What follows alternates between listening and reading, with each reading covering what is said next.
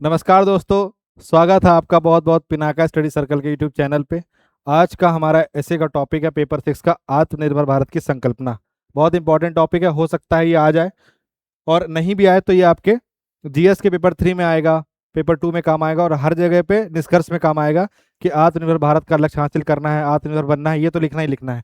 तो चलिए देखते हैं कि जैसे हमने इसके पहले जितने निबंध देखे हैं उसी तरीके से इस निबंध को भी देखेंगे कि क्या इसकी रूपरेखा होनी चाहिए, क्या चीज़ें इसमें आनी चाहिए, क्या चीज़ें नहीं आनी चाहिए, और प्रस्तावना और जो हमारा निष्कर्ष है उस पर बहुत अच्छे से काम करेंगे। तो देखिए, प्रस्तावना सबसे पहले, फिर इसकी अवधारणा कि आत्मनिर्भर भारत की अवधारणा कि आत्मनिर्भर भारत क्यों बनाना है, क्या अर्थ है इसका, फिर एक बैकग्राउंड डिस्कस करेंगे कि क्या जरूरत पड़ी कि हमें आत्मनिर्भर भारत की संकल्पना लेनी पड़ी, फिर इसमें हम देखेंगे कि इसकी आवश्यकता क्यों पड़ी, फिर देखेंगे कि इसके स्तंभ क्या हैं, फिर इसमें देखेंगे कि इसके प्रमुख आयाम क्या हैं।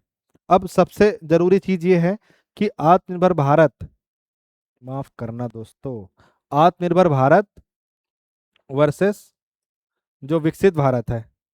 इसके पहले मैंने आपको विकसित भारत पढ़ा दिया है, तो आपको ये ध्यान रखना है कि आत्मनिर्भर भारत और विकसित भारत दोनों अलग चीजें हैं। आत्मनिर्भर भारत आपका कोविड के समय आया है और यह आपका कोविड के बाद आया है। ये आपका 2023 22-23 के समय की चीज़ है ये।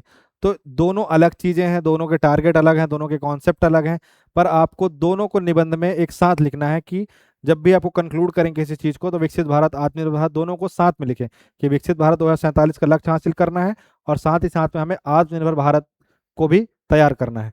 ठीक है, तो दोनों अलग चीज़ें हैं, दोनों को आप बिल्कुल मर्ज मत करना। आत्मनिर्भर भारत अलग कॉन्सेप्ट है, विकसित भारत अलग कॉन्सेप्ट है, लोग उसको एक जैसा समझ के चलते हैं और मर्ज कर देते हैं। ठीक है, फिर आगे देखते हैं कि इसका बैकग्राउंड क्या होना चाहिए, लेकिन कुछ चीज़ें ऐसी हैं कि आपको इस निबंध में क्या क्या चीज़ें आप लिखेंगे, क्या क्या चीज़ें ऐड ऑन करेंगे। अभी इंट्रो नहीं आया है जो हमारी सबसे ताकतवर चीज़ है। अभी हम देखेंगे कि इसमें क्या क्या डायमेंशन हो सकते हैं, तो इसमें महत्व बताएंगे कि इसका महत्व क्या है। तो आर्थिक, सामाजिक, सामरिक, तकनीकी, पर्यावरणीय, इन सब आयामों पर डिस्कस करेंगे। सरकारी प्रयासों को डिस्कस करेंगे, फिर विकसित भारत 2047 के साथ जोड़ेंगे। फिर उसके बाद मुख्य चुनौतियां देखेंगे कि ऐसा तो है नहीं ना कि सब कुछ आसानी से ही हो जाएगा, कुछ चुनौतियां आएंगी, बाधाएं आएंगी। इसके बाद क्या आगे की राय होगी। चुनौतियां बस तो बताना नहीं है, हम ब्यूरोक्रेट्स बनने वाले हैं, तो हमें सिर्फ और सिर्फ चैलेंजेस बता के काम नहीं खत्म करना है, हमें उसको आगे की राय भी बतानी है, वे फॉरवर्ड बताना है कि क्या कर सकते हैं इस दिशा में। साथ ही हमें निष्कर्ष देना है कि एक अच्छा सा निष्कर्ष देना है ताकि हमें उस निबंध को खत्म करने में बड़ी आसानी हो। अगला देखते हैं कि आत्मनिर्भर भारत की संकल्पना क्या है आखिर में। ठीक, तो देखिए ये क्या बोल रहा है, ये कह रहा है कि लोकल से ग्लोबल की ओर। अब इसमें कुछ कीवर्ड हैं, लोकल से ग्लोबल, लोकल फॉर वोकल। ठीक है, ये चीज़ याद रखना, वोकल फॉर लोकल और लोकल से ग्लोबल। तो हमें सक्षम, प्रतिस्पर्धी, विश्वसनीय भारत का निर्माण करना है। ये कीवर्ड्स हैं, ये इतने जरूरी हैं आपके लिए कि समझ लीजिए कि बहुत इंपॉर्टेंट चीज़ें मसाले का काम करेंगे आपके निबंध में। तो इसमें मैं एक रामधारी सिंह जो दिनकर जी हैं, राष्ट्र कवि, उनकी पंक्तियां हैं वो जोड़ना चाहूंगा कि ब्रह्मा से कुछ लिखा भाग्य में मनुज नहीं लाया है, अपना सुख उसने अपने भुजबल से पाया है। तो अगर आपको, जैसे आपको व्यक्तिगत रूप से सुखी बनना है, आपको चीजें हासिल करनी है, तो आप किसी से वरदान में आपको चीजें लेके नहीं आए हैं, आपने मेहनत करी, आप उस मेहनत से हासिल करेंगे। ऐसे ही अगर हम ब्रॉडर टर्म में एक देश के पर्सपेक्टिव से देखें तो वही कहना चाह रहा है कि ब्रह्मा से कुछ लिखा भाग्य में मनुज नहीं लाया है, अपना सुख उसने अपने भुजबल से ही पाया है। ये लाइन आप लिख करके फिर आप स्टार्ट कर सकते हैं आगे का, मतलब चीज़ें स्टार्ट करेंगे हम, फिर इसका इंट्रो लिखेंगे। मतलब ये आपको स्टार्ट करनी है लाइन, जैसे ये आपका इंट्रो वाला पेज है तो यहाँ पे आपको लाइन लिखनी है ये वाली, फिर यहाँ पे आपको रामधारी सिंह जो दिनकर जी उनका नाम लिखना है, फिर आपका यहाँ से इंट्रो चालू हो जाएगा। ठीक, आगे बढ़ते हैं। तो ये है इंट्रो अपना, एक बार आप इसको देख लीजिए। तो इंट्रो ऐसा कह रहा है कि साल 2020 में जब पूरी दुनिया मास्क, दवाइयों, वेंटिलेटर और सेमीकंडक्टर जैसी आवश्यक वस्तुओं के लिए संघर्ष कर रही थी, तब पहली बार यह स्पष्ट हुआ है कि वैश्विक बाजार हर संकट में हर देश की रक्षा नहीं कर सकता। जिन देशों के पास अपनी मजबूत उत्पादन क्षमता, तकनीकी दक्षता, नवाचार की शक्ति थी, वे अपेक्षाकृत शीघ्र संकट से उबर गए। साथ ही अत्यधिक आयात पर निर्भर देशों को गंभीर चुनौतियों का सामना करना पड़ा। इस वैश्विक अनुभव ने भारत को यह एहसास कराया कि 21वीं सदी में किसी राष्ट्र की वास्तविक शक्ति केवल उसके विशाल बाजार में नहीं, बल्कि उसकी आत्मनिर्भर उत्पादन क्षमता, तकनीकी सामर्थ्य, कुशल मानव संसाधन और नवाचार में निहित है। इसी सोच ने आत्मनिर्भर भारत की संकल्पना को जन्म दिया, जिसका उद्देश्य दुनिया से अलग होना नहीं, बल्कि अपनी क्षमताओं को सशक्त बनाकर लोकल से ग्लोबल की यात्रा तय करना है। भारत को एक सक्षम, प्रतिस्पर्धी एवं विश्वसनीय वैश्विक शक्ति के रूप में स्थापित करना है। ठीक, ऐसा करके आपका इंट्रो जो है कंप्लीट हो जाएगा। आपको अभी लग रहा होगा कि यार इसमें बहुत सारे ऐसे वर्ड हैं जो हमें आएंगे नहीं, खासकर इंग्लिश मीडियम वालों को लगेगा, लेकिन यही तो यहाँ पे अच्छी चीज़ है कि अगर इस पे आप अपनी कमांड बना लेंगे तो ये 100 नंबर का जो ऐसे है, जिसमें 70 नंबर का आपका सिर्फ ऐसे का टॉपिक है पेपर 6 का, आप बहुत अच्छी इसमें कमांड कर लेंगे और आप बहुत अच्छा लिख पाएंगे। तो आपको इसमें क्या ध्यान देना है कि जब कोविड आया, ठीक है, यहाँ पे मैंने एक इसका ब्रीफ बनाया है, ठीक है, कि देखिए वही जो इंट्रो था उसी का ही समराइज वे पे है कि वैश्विक अनुभव, दुनिया ने क्या अनुभव किया, आपने भी कोविड झेला होगा, सबने कोविड झेला। तो कोविड के समय क्या हो रहा था कि कुछ भी हम बाहर से मंगा नहीं पा रहे थे, जो हमारे आसपास उपलब्ध था हम उसी का इस्तेमाल कर रहे थे। तो ये कहना चाह रहा है कि कोविड 19 महामारी के दौरान जो मास्क थी, दवाइयाँ थी, वेंटिलेटर थी, सेमीकंडक्टर थी, इन सब के लिए दुनिया भर में क्या मच गई, आपाधापी। यह सिद्ध किया, इसने सिद्ध किया कि केवल आयात पर निर्भर रहना जोखिमपूर्ण है। मान लीजिए कि आप अपनी खुद की नोट्स नहीं बनाते थे, आप डिपेंड करते थे किसी कोचिंग संस्थान पे या किसी भी संस्करण की या किसी भी पब्लिकेशन किताब पे आप क्या करते थे कि यार वो तो, या फिर आप सोचते थे कि मैराथन आ जाएगी किसी भी कोचिंग की यूट्यूब चैनल पे, हम देख के पढ़ लेंगे। अब मान लीजिए वो नहीं आई, वो शिक्षक बीमार हो गया या वो कोचिंग संस्थान बंद हो गया, किसी कारण से नहीं आई, अब आप क्या करेंगे, अब आप तो हाय तौबा मचा देंगे। तो ऐसे में जो आपका दोस्त होगा जिसने खुद की नोट्स बनाई होगी, वो बहुत अच्छे से 4-5 बार रिवीजन कर लेगा।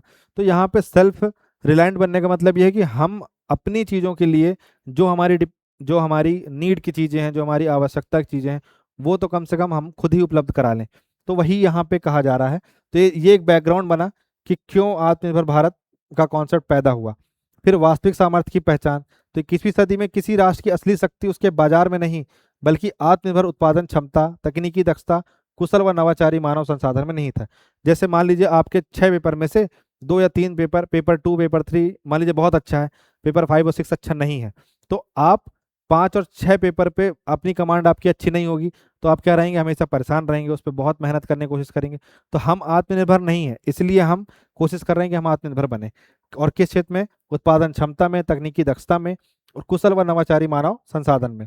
फिर मूल उद्देश्य क्या है इसका, दुनिया से कटना या आइसोलेट होना मूल उद्देश्य नहीं है।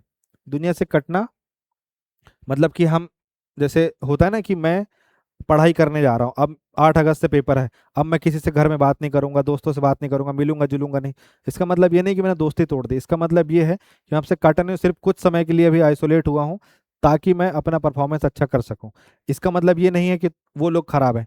तो वही कहना चाह रहा है कि दुनिया से हम कट के यहाँ पे संरक्षणवाद को प्रमोट नहीं कर रहे हैं।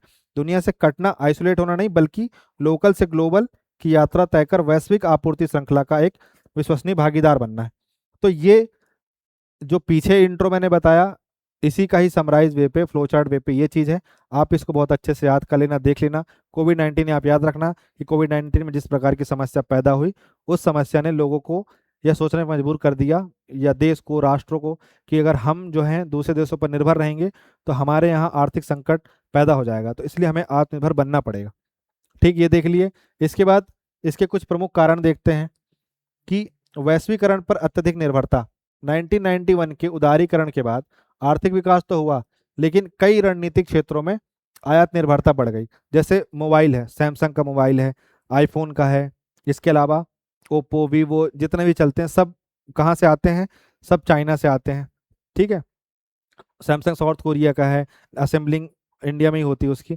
लेकिन आप देखेंगे कि हम खुद का कोई भी ब्रांड नहीं बना रहे हैं। अगर मान लीजिए इन सब ने अपने दाम महंगे कर दिए तो हमें ना चाहते हुए खरीदना पड़ेगा। इसलिए जो ग्लोबलाइजेशन है उस पर हमारी जो अत्यधिक निर्भरता है, यही बता रही है कि ये कारण बता रही है कि हम जो इतना ज़्यादा निर्भर हैं, उसी निर्भरता को खत्म करने के लिए हमें इस अभियान को लाना पड़ेगा, आत्मनिर्भर भारत को। फिर कोविड 19 और गलवान तनाव, जब गलवान वैली में कुछ तनाव बढ़ा भारत और चाइना के बीच में, तो उसने एक्सपोर्ट करना बहुत सारी चीज़ों पे बंद कर दिया था या फिर एक्स्ट्रा ड्यूटी लगाना शुरू कर दिया था। तो हमें लगा कि अगर मान लीजिए अभी ईरान के साथ हमारे अच्छे संबंध हैं, पर मान लीजिए कि अब अली खमेनी तो नहीं रहे, अब उनका उसका जो बेटा है वो है, लेकिन अगर उसके साथ भी अच्छे संबंध नहीं रहे जैसे पहले थे और खराब हो गए, तब क्या होगा? फिर हमें कहीं से और से खरीदना पड़ेगा, और जब कहीं और से खरीदना पड़ेगा तो हो सकता है वो हमारे लिए इतना ज़्यादा रिलायबल ना हो। क्यों? क्योंकि ईरान जो है हमें हमें ये भी ऑफर दे देता है कि आप हमें रुपया में या ईरानियन कंट्री में भी जो उनकी करेंसी उस पर पेमेंट कर सकते हैं। तो ये गलवान तनाव जो हुआ इसने सोचने मजबूर किया कि नहीं भाई, हमें खुद पे डिपेंडेंट होना पड़ेगा। सप्लाई चेन टूट गई थी, चीन से इलेक्ट्रॉनिक्स और दवाइयाँ, सोलर आयात, इन सब पे जो मतलब जो निर्भरता थी उसने चिंता पैदा करी। फिर भू राजनीतिक संकट, रूस यूक्रेन अलग लड़ रहे हैं वहाँ पे, रूस और यूक्रेन की भी लड़ाई चल रही है। फिर कोविड-19 तो चल ही रहा था, उसके बाद उनकी लड़ाई शुरू हो गई। फिर उसके बाद ऊर्जा, खाद्य उर्वरक आपूर्ति सब प्रभावित हुई। फिर ऐतिहासिक घोषणाएं इसकी कब हुई? 12 मई 2020 को। आपको कमेंट सेक्शन में बताना है कि मध्य प्रदेश सरकार ने आत्मनिर्भर भारत की घोषणा कब की थी। ठीक, एक बता दे रहा हूँ कि 2020 में करी थी, लेकिन आपको महीना और तारीख बतानी है। ठीक, तो 20 लाख करोड़ के विशेष पैकेज के साथ आत्मनिर्भर भारत अभियान जो है आया। तो ये आपको बहुत अच्छे से ध्यान रखना है। 20 लाख करोड़ भारत की जीडीपी का लगभग 10% होता है। इस ऐतिहासिक पैकेज की घोषणा 12 मई 2020 को की गई थी। अब आते हैं कि एक कारण जान ली, अब एक नीड जानते हैं कि क्या आवश्यकता पड़ी, क्या ऐसी आवश्यकता और आवश्यकता क्या है इसकी कि इसको लाया गया। तो हमें आर्थिक स्वायत्ता हासिल करनी है। ठीक, आर्थिक स्वायत्ता मतलब हमें इकोनॉमिकल डिपेंडेंसी नहीं चाहिए, हमें इकोनॉमिकल इंडिपेंडेंट बनना है। ठीक है, इसको मैं ग्रीन येलो वाइट कर लेता हूँ। ठीक है, तो आर्थिक स्वायत्ता हासिल करनी थी, तो आयात निर्भरता घटाकर घरेलू विनिर्माण को गति देना। फिर जॉब जनरेट करना है, युवा आबादी के लिए गुणवत्तापूर्ण व स्थायी अवसर पैदा करना है। कि भाई देखिए, अभी चाइना में असेंबलिंग मतलब जो असेंबली वहाँ पे चलता है, बहुत सारे लोग जॉब करते हैं। जो जो भी प्रोडक्ट्स बन रहे हैं, जैसे अभी मान लीजिए राखी आएगी तो चाइना से राखी आ रही है। तो अगर ये सब चीज़ें इंडिया में बनने लगी, हम आत्मनिर्भर बनेंगे, तो रोजगार सृजन होगा, इंडस्ट्रियल डेवलपमेंट होगा, तकनीकी आत्मनिर्भरता, हमें अपने यहाँ का हम खुद का एआई बनाएंगे, दूसरों पर डिपेंडेंट नहीं रहेंगे। सेमीकंडक्टर, आपको पता होगा कि गुजरात में एक सेमीकंडक्टर की स्थान मतलब सेमीकंडक्टर के लिए स्टैब्लिश किया गया है। फिर उसके बाद रक्षा क्षेत्र में, तो जैसे हमें भी राफाइल लेना है या फिर कोई कोई भी विमान लेना है, तो उसके लिए हम दूसरे देश पे डिपेंडेंट है। ऐसा ना होकर के हम स्वयं पे डिपेंडेंट रहें। फिर अंतरिक्ष व डिजिटल तकनीकों में अग्रणी बनना। ऑपरेशन सिंदूर में आपने देखा होगा कि जो ड्रोन इस्तेमाल हुए थे, स्ट्रेटेजिक ड्रोन इस्तेमाल हुए थे, वो भारत में ही बने हुए थे। फिर राष्ट्रीय सुरक्षा के लिए जरूरी है कि रक्षा उपकरणों और ऊर्जा में विदेशी निर्भरता को समाप्त करेगा। जैसे मान लीजिए आपने कोई एयरक्राफ्ट खरीदा, या इंडिया एयरक्राफ्ट खरीदता है यूएस से, अब उस एयरक्राफ्ट में हम इतना अमेरिका के ऊपर एश्योर्ड नहीं हो सकते कि वो किसी भी प्रकार से जो जानकारी है वो हमसे ना चुरा रहा हो। तो रणनीतिक रूप से हम उस पर भरोसा नहीं कर सकते हैं, इसलिए हमें स्वयं भी आत्मनिर्भर बनना पड़ेगा ताकि हम अपनी राष्ट्रीय सुरक्षा को कायम रख पाए। फिर एमएसएमई व स्टार्टअप्स के लिए जरूरी है। फिर विकसित भारत 2047 के लिए भी जरूरी है। तो वैश्विक सप्लाई चेन, कृषि सुरक्षा, हरित विकास, मेक इन इंडिया का संकल्प, इन सब चीज़ों के लिए आवश्यकता है आत्मनिर्भर भारत की। तो आपको ये सब ध्यान देना है। अब जैसे मैंने आपको बताया था कि विकसित भारत में कुछ लक्ष्य थे, जैसे 30 ट्रिलियन डॉलर की इकोनॉमी बनाना 2047 तक, 18,000 डॉलर की जीडी सॉरी 30 ट्रिलियन डॉलर की जीडीपी करना है 2047 तक, 18,000 डॉलर की पर कैपिटा इनकम करनी 2047 तक। साथ ही साथ में हमें क्या लक्ष्य हासिल करना था? 9 से 10% की जीडीपी ग्रोथ चाहिए हर साल। इसके अलावा 100% लिटरेसी रेट। इसके अलावा और क्या चाहिए था? 84 वर्ष की जीवन प्रत्याशा। तो उसमें ऐसे कुछ लक्ष्य थे कि विकसित भारत हम जब बनेंगे 2047 में तो ये चीज़ें हमारे पास होंगी। तो ऐसे ही आत्मनिर्भर भारत के क्षेत्र में कुछ चीज़ें हैं कि ये जो 5 पिलर्स उसके लिए बोले गए हैं। तो पहला, अर्थव्यवस्था। ठीक है, तो क्रमिक नहीं, तीव्र एवं गुणात्मक परिवर्तन चाहिए, क्वांटम जंप चाहिए। ऐसा समझिए कि जैसे एक ब्याज होता है साधारण, एक होता है चक्रवृद्धि ब्याज। साधारण ब्याज में क्या होता है? 10%, 10%, 10% ऐसे बढ़ता जाता है। कंपाउंड इंटरेस्ट में क्या होता है? वो जो अगले साल बढ़ा है फिर उस पर और बढ़ जाएगा, फिर उस पर और बढ़ जाएगा। तो दोनों में कंपाउंड इंटरेस्ट आप देखेंगे तो कंपाउंड इंटरेस्ट में चीज़ें ज़्यादा बेहतर होती हैं बजाय साधारण ब्याज के। तो हम कंपाउंड इंटरेस्ट में जंप करने का या क्वांटम जंप का मतलब ये है कि हम एक एक सीढ़ी करके ना चढ़े, हम अच्छी लंबी छलांग मारें। ठीक है, इसके अलावा अवसंरचना, ये तो बहुत ज़रूरी है। ठीक है, बिजली, पानी, सड़क, ये तो बहुत ज़रूरी चीज़ें हैं। तो सड़क चाहिए, रेल चाहिए, हवाई अड्डे, बंदरगाह, डिजिटल कनेक्टिविटी, जैसे अभी आप देखेंगे अल्लूरी सीताराम राजू एयरपोर्ट का इनॉग्रेशन कहाँ पे किया गया, आंध्र प्रदेश में मोदी जी ने अभी कुछ दिन पहले ही किया। तो एयरपोर्ट्स बनाने, तो ये सब तमाम डेवलपमेंट जो है हमें करने पड़ेंगे, तब जाके हम कहीं आत्मनिर्भर बन पाएंगे। तो अब संरचना निर्माण, तो विश्व स्तरीय सड़क, रेल, हवाई अड्डे, बंदरगाह और डिजिटल कनेक्टिविटी चाहिए। फिर प्रणाली, सिस्टम, मतलब प्रौद्योगिकी संचालित, पारदर्शी और दक्ष ई गवर्नेंस। सबसे बड़ी समस्या क्या है भारत में? भ्रष्टाचार। भ्रष्टाचार की वजह से क्या होता है कि जो दिल्ली से कोई भी चीज निकलती, 100 रुपये दिल्ली से निकला तो मध्य प्रदेश तक उसको पहुंचना हो, मध्य प्रदेश के किसी ग्राम तक पहुंचना हो, तो वो 100 रुपये से 1 पैसे तक, जब 10 पैसा जब हुआ तब आके मिलता है, तो वो रत्ती भर भी उस क्षेत्र में विकास नहीं हो पाता।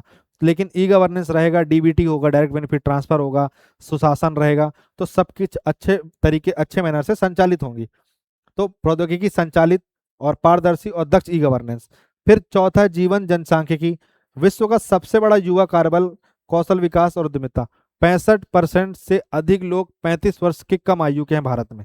अगर इनका आने वाले 10 साल के अंदर इस्तेमाल अच्छे से कर लिया गया तो भारत हर क्षेत्र में जो है आगे बन सकता है। ये क्या है? ये पारस मणि है, ये किसी भी चीज को छू देंगे तो सोना बन जाएंगे, ये हमको ध्यान रखना है। तो जीवंत जनसांख्यिकी, इसके अलावा डिमांड, ठीक है, तो हमें घरेलू मांग को सशक्त बनाना है, वोकल फॉर लोकल और मजबूत सप्लाई चेन जो है हासिल करनी है। तो ये आपको इस तरीके से याद होना चाहिए कि आपसे सोते समय कोई उठा करके पूछे तो आप बोल दें हाँ, मेरे को बताना है उसमें कि अर्थव्यवस्था बेहतर करनी है, क्वांटम जंप लाना है, फिर हमें अवसंरचना बेहतर करनी है, सड़क, रेल, हवाई अड्डे, बिजली, पानी, सड़क, ये सब करना है। तीसरा, हमें प्रणाली अच्छी करनी है, सिस्टम को अच्छा करना है, ठीक है ना, सिस्टम को अच्छा बनाना है ताकि दक्ष ई गवर्नेंस, साथ ही साथ में जो प्रौद्योगिकी संचालित क्या हो, सुशासन हो। इसके अलावा और क्या करनी है? जो जीवंत जनसांख्यिकी, अर्थात जो जनसांख्यिकी लाभांश है, जो युवा वर्ग है 65 वर्ष से कम के, सॉरी 65%, जो 35 साल से कम के हैं, इनका बहुत अच्छा इस्तेमाल करना है, अच्छा ह्यूमन रिसोर्स के तौर पे, ताकि देश का अच्छे से विकास हो सके। साथ ही साथ में हमें क्या करनी है? मांग, तो मांग को जनरेट करना है, इसमें घरेलू मांग को सशक्त बनाना है, वोकल फॉर लोकल और मजबूत सप्लाई चेन हासिल करनी है। अब बाधाएं तो आएंगी, ठीक है, जैसे कि कुछ तो होगा ना, सब कुछ अच्छा अच्छा होगा नहीं, तो एक बार पीछे से देख लेते हैं कि पीछे क्या क्या पढ़ा, ठीक है। तो पीछे हमने जो जो पढ़ा है एक बार देख लेते हैं, क्या पढ़ा पीछे हमने, बताओ भाई क्या पढ़ा, क्या पढ़ा पीछे हमने? पीछे हमने पढ़ा इंट्रोडक्शन, ठीक है। इंट्रोडक्शन कैसे बनाएंगे कि कोविड 19 आया, कोविड 19 की वजह से क्या हुआ, पूरा वैश्वीकरण जो हो रखा था सब कुछ ठप हो गया, तो लोग अपने घर तक सीमित हो गए, उनकी डिमांड तो है पर सप्लाई नहीं हो पा रही, तो उनको समझ में आया कि अब आत्मनिर्भर बनना पड़ेगा, ठीक है। इसके बाद हमने क्या देखा कि इसकी पृष्ठभूमि देखी, कारण समझे, फिर नीड समझी, इसके अलावा क्या समझे, इसमें जो 5 पिलर्स हैं वो हमने देखा कि 5 पिलर्स क्या क्या है, अर्थव्यवस्था है, अवसंरचना है, प्रणाली है, जनसांख्यिकी लाभांश है और मांग है। ये 5 चीजें हमने देखी, ठीक। अब हम देखने वाले हैं क्या? चुनौतियां। तो चुनौतियां तो रहेंगी ही, जिसमें पहली चुनौती क्या है, कौन सा कलर चूज करूं मैं, यक्ष प्रश्न हो जाता है कभी कभी।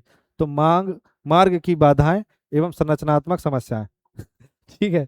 तो क्या समस्या है? पहली समस्या ये है कि सबसे, देखिए जीडीपी में 3 सेक्टर जो अपने जुड़े हुए हैं, प्राइमरी, सेकेंडरी, टर्सरी, ठीक है। तो प्राइमरी में क्या है, आप देखिए 45% से ज़्यादा, मतलब मैं यहाँ पे लिख देता हूँ ह्यूमन रिसोर्स, ठीक है ना, फिर यहाँ पे लिख देता हूँ परसेंटेज। तो ह्यूमन 45% से ज़्यादा लोग काम कर रहे हैं, और ये मान लीजिए 16 से 18% क्या कर रही है, जीडीपी में कंट्रीब्यूट कर रही है, ठीक है। इसमें आप देखेंगे कि जीडीपी में विनिर्माण का योगदान कितना हो रखा है, 16-17% पर सीमित है। और इस फिर उसके बाद आप देखेंगे कि जो 50% के आसपास प्लस में आप देखेंगे तो इसमें सर्विस सेक्टर का योगदान है। तो आप पाएंगे कि ये जो हमारा जो मैन्युफैक्चरिंग सेक्टर है, जो इसमें सबसे ज़्यादा क्या होती है, जॉब जनरेशन होती है, ठीक है। आप एक फैक्ट्री खोलेंगे, 4-5 लोगों को रोजगार देंगे, ठीक है। लेट सपोज आप किसी ने ब्लॉग चालू करा, उसको ब्लॉग बनाना है, वो खुद ही ब्लॉग बना सकता है, खुद ही कैमरा पकड़ सकता है, खुद ही माइक लगा लेगा, खुद ही एडिट कर लेगा, सब कुछ कर लेगा। तो सर्विस सेक्टर में उतने ज़्यादा एम्प्लॉय की जरूरत नहीं पड़ती, लेकिन जो हमारा ये है विनिर्माण है, इसमें बहुत जरूरत पड़ती है, और इससे अच्छा जॉब जनरेशन होता है। चाइना क्यों, इसलिए चाइना में इतना ज़्यादा जॉब जनरेशन क्यों है, क्योंकि वहाँ पे ये जो मैन्युफैक्चरिंग ये बहुत आगे है। ठीक है। इसके बाद आप देखेंगे कि वही पहला मैंने बताया विनिर्माण की कम हिस्सेदारी, तो जीडीपी में इसका जो कंट्रीब्यूशन है इसको बढ़ाना है, जो 16 से 17 है इसको अच्छा 30-40% के आसपास ले जाना है। फिर कौशल एवं रोजगार अंतराल जो है, मतलब स्किल और जॉब जो है, तो आप देखते हो मिर्जापुर में मुन्ना भैया क्या बोलते हैं कि बड़ी तकलीफ होती है जब कोई योग्य हो और उसकी योग्यता नहीं पहचानी जाए। तो अगर किसी को आता है, उसके पास स्किल अच्छी है, लेकिन उसको जॉब नहीं मिल रही है, तो वो समस्या क्रिएट करती है। तो कम श्रम भागीदारी और मध्यम आय जाल से बचने की चुनौती, तो जो ट्रैप बना हुआ है ना, मिडिल इनकम ट्रैप, उससे हमको निकलना है। तो कम श्रम भागीदारी जो है महिलाओं की और मध्यम आय जाल की, तो जो कम श्रम भागीदारी महिलाओं की उसको हमें क्या करना, अपलिफ्ट करना है।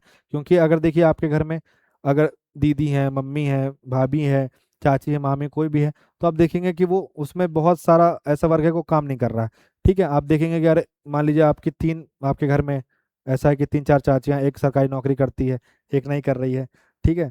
तो उसमें क्या दिक्कत पैदा होती है कि भाई 4 लोग जो हैं वो चारों के चारों, मान लीजिए आपके घर में टोटल ऐसा मान लीजिए 8 लोग हैं।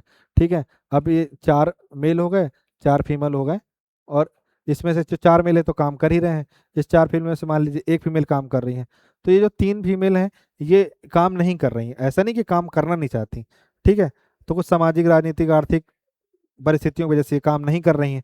तो इनको अगर हम काम पे लेके आएंगे तो उस घर का ही रेवेन्यू बढ़ेगा, और जब घर का रेवेन्यू बढ़ेगा तो मांग क्रिएट होगी, मतलब पैसा आएगा तो अपने आप क्या होगा, ऐसा लगेगा कुछ ले लें कुछ ले लें, तो खपत होगी, तो क्रय होगा, तो उससे क्या होगा, जीडीपी बढ़ेगी। ठीक है। फिर आयात निर्भरता कम करनी है और आरएनडी पे क्या करना है, एक्सपेंडिचर बढ़ाना है। अभी आप देखिए कि 0.6% के आसपास जो है हम जीडीपी का आरएनडी पे खर्च करते हैं, रिसर्च एंड डेवलपमेंट पे। अब इसको आप लिख दीजिएगा अनुसंधान और विकास। ठीक है। माफ करना, इंग्लिश मीडियम वालों को बहुत गुस्सा आती होगी जब मैं इंग्लिश बोल देता हूँ तो। ठीक है। तो आरएनडी पे व्यय करना है, मतलब अनुसंधान और विकास पर खर्च करना है। आप देखिए 18,000 करोड़ का बजट है किसका, लाडली बहना योजना का, लेकिन इसरो का बजट उससे बहुत कम है। तो ये एक चिंतनीय विषय है, ऐसा नहीं होना चाहिए। जी सर। फिर उसके बाद आप देखेंगे कि अन्य बाधाएं, तो अन्य बाधाएं क्या है, एमएसएमई को वित्त व तकनीक की कमी है, वैश्विक संरक्षणवाद है, ऊर्जा संकट है, साइबर सुरक्षा जोखिम है, ये तमाम चीजें हैं। बाकी आप इसको दूसरे जो टॉपिक हैं और भी इकोनॉमिक्स के हैं वहां से रिलेट करके इस पर आप लिख सकते हैं ढेर सारी जो और चीजें चलती हैं, कि एजुकेशन भी लिख सकते हैं और ब्ला ब्ला ब्ला वेरियस चीजें हैं। ठीक। अब हम देखते हैं कि कुछ नीतियां इसमें देखते हैं कि क्या कुछ नीति है या कुछ ऐसा किया गया है, तो देख लेते हैं अगर ऐसा कुछ किया गया है तो देखिए आर्थिक व औद्योगिक, तो make in India, product linked incentive योजना, स्टार्टअप इंडिया, एमएसएमई सुरक्षा।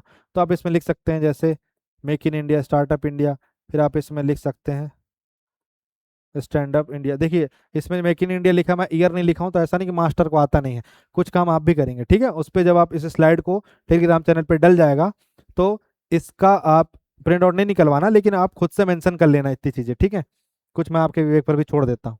फिर इंफ्रास्ट्रक्चर डेप, तो पीएम गति शक्ति, तो मैंने आपको विकसित भारत के लेक्चर में बताया था कि पीएम गति शक्ति क्या करेगी, जो अलग अलग मंत्रालय हैं, ठीक है, वो सब एक कोलैबोरेशन बनाएंगे ताकि एक मंत्रालय की किसी स्कीम दूसरे मंत्रालय की किसी स्कीम की वजह से ना रुके।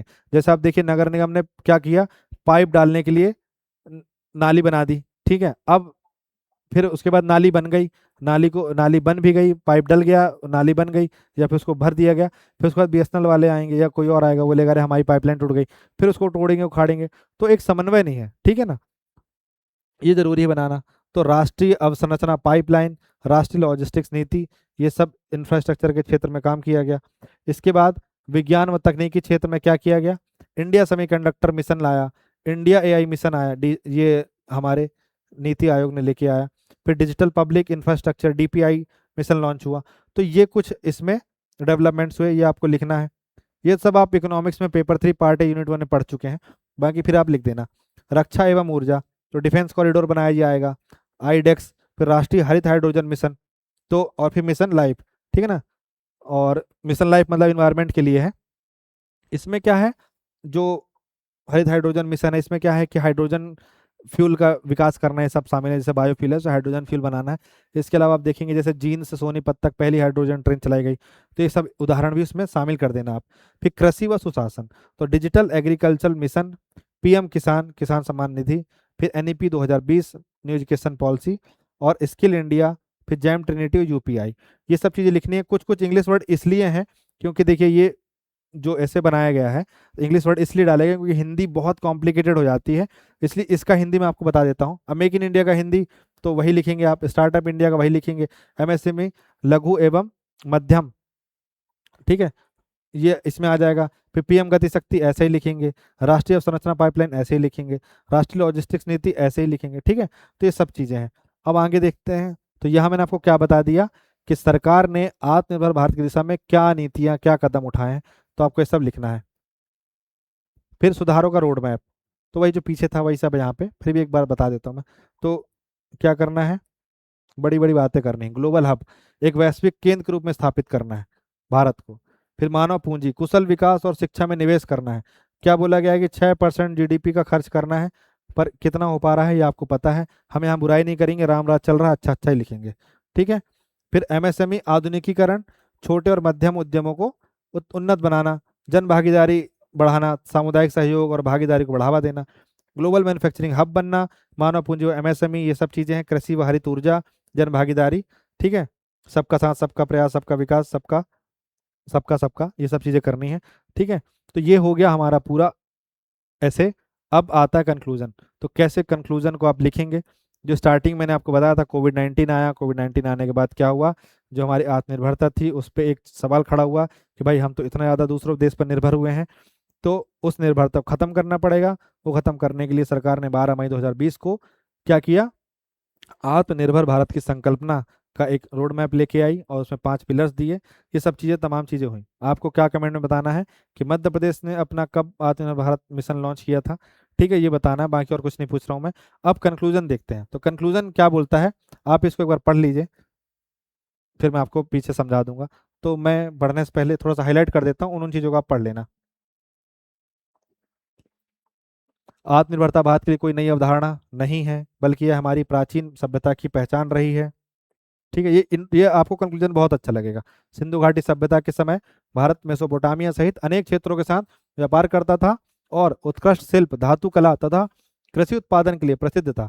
प्राचीन और मध्यकालीन भारत अपनी उत्पादन क्षमता, वस्त्र उद्योग, धातु विज्ञान, जहाज निर्माण, कृषि के बल पर विश्व व्यापार में महत्वपूर्ण स्थान रखता था। औपनिवेशिक शासन में इस स्वावलंबी आर्थिक संरचना को गहरा आघात पहुंचा। आज आत्मनिर्भर भारत का लक्ष्य उसी आत्मविश्वास, उत्पादन क्षमता और नवाचार को आधुनिक विज्ञान और वैश्विक प्रतिस्पर्धा के साथ पुनः स्थापित करना है, ताकि भारत पुनः विश्व अर्थव्यवस्था का अग्रणी और विश्वसनीय केंद्र बन सके। इसको आप 2-4 बार देखेंगे तो आपको इसमें ये समझ में आएगा कि सबसे पहले मैंने आपको सिंधु घाटी सभ्यता से स्टार्ट किया है, फिर उसके बाद मैंने आपको कहाँ ले गया हूँ, प्राचीन भारत में, मध्यकालीन भारत में। प्राचीन भारत में आप क्या लिख देंगे, जो मौर्य काल, ठीक है, फिर कुषाण का जो सिल्क रूट था वो लिख देंगे, फिर मध्यकालीन भारत में जो चीज़ें हुई वो लिख देंगे। फिर जब अंग्रेज आ गए तो अंग्रेजों ने क्या किया, बहुत दिक्कत पैदा करी, और जो हम पहले आत्मनिर्भर थे, मतलब आत्मनिर्भर थे हम, वो हमारी चीज़ें चली गई, तो हम फिर से स्वावलंबी बनने के लिए क्या हुए, आगे बढ़े, ठीक है ना। तो अब ये जो, अब मैं जो ये आपको स्लाइड दिखा रहा हूँ, इस स्लाइड को बहुत अच्छे से याद कर लेना, यही आप निष्कर्ष लिख के आना। पीछे वाला जो निष्कर्ष है वही निष्कर्ष का समरी यहाँ पे। तो हम प्राचीन स्वावलंबन का आधुनिक पुनरुत्थान करेंगे यहाँ पे। मतलब कैसे, देखिए, मतलब ऐसे कि आत्मनिर्भरता भारत के लिए कोई नई अवधारणा नहीं है। जैसे कि देखिए, रामायण में जामवंत जो थे, उन वो लोगों के लिए वो भालू हैं, लेकिन जामवंत जो थे हनुमान जी के लिए बहुत सही चीज़ क्यों थे, क्योंकि हनुमान जी को जब ये बोला जा रहा था कि आप जाइए लंका के उस पार जाइए और सीता जी से मिल के आइए, ठीक है ना, तो हो क्या रहा था कि उन्हें बहुत डर लग रहा था कि वो ये कैसे कर पाएंगे, कैसे कर पाएंगे। तो जामवंत जी ने उनको याद दिलाया कि भाई साहब, आप वो व्यक्ति हैं जो सूर्य को लील गए थे, ठीक है। तो जामवंत ने उनको क्या याद दिलाया कि तुम किसी जमाने में सूर्य को खा गए थे, लंका पार करना तुम्हारे लिए क्या चीज़ है, मतलब ये समुद्र पार करके लंका जाना कौन सी बड़ी चीज़ है। तो फिर हनुमान जी जो है उनको अपनी शक्तियों का आभास होता है और फिर वो उठ खड़े होते हैं और अच्छी जाइंट हल्क से भी ऊंचे बन जाते हैं और फिर जाते हैं श्रीलंका और सीता मैया से मिल के आते हैं। तो वही यहाँ पे जो 12 मई 2020 को घोषणा हुई, तो ये बोला गया कि भाई हम ये कोई, हम मतलब ऐसा नहीं है कि हम कभी आत्मनिर्भर नहीं थे, ये हमारे लिए कोई नई चीज़ नहीं है। हमारा ऐतिहासिक संदर्भ रहा है कि सिंधु घाटी सभ्यता से लेकर प्राचीन और मध्यकालीन भारत तक कपड़ा, धातु, विज्ञान, जहाज निर्माण और कृषि में भारत विश्व व्यापार का केंद्र रहा है, ठीक है। और औपनिवेशिक शासन द्वारा तोड़े गए स्वावलंबी ढांचे को आधुनिक विज्ञान, उच्च तकनीक और वैश्विक प्रतिस्पर्धा के साथ पुनः जागृत करना ही आत्मनिर्भर भारत की सच्ची उपलब्धि होगी। इस तरीके से आपको अपना जो ऐसे है उसको कंक्लूड करना है। तो मुझे ऐसा लगता है कि शायद आपको भी अब ऐसा लग रहा होगा कि ये टॉपिक आपको समझ में आया है। ठीक है, और मैं ये चाहूँगा कि आप कमेंट सेक्शन में बताएं कि आपको कैसा लगा, क्या सुधार करने की ज़रूरत है, और साथ ही साथ में आप ये बताइए कि आपको अगला ऐसे किस टॉपिक पे चाहिए, हम वो लेके आएंगे। तो आई होप सो ये वीडियो आपको अच्छा लगा होगा। So thank you so much for watching this video. Have a nice day.